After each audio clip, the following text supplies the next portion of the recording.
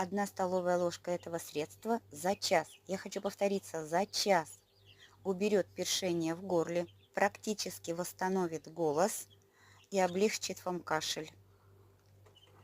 Для этого закладываем полную баночку чесночных стрелок. Стрелки резать нельзя, ломать нельзя. Заливаем водкой, ну, либо домашней водкой. Настаиваем в темном месте. Все, настойка готова.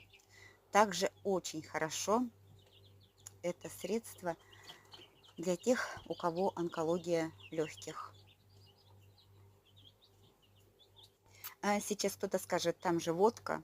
Да, не спорю, но помогает. Когда человек закашливается, дышать нечем.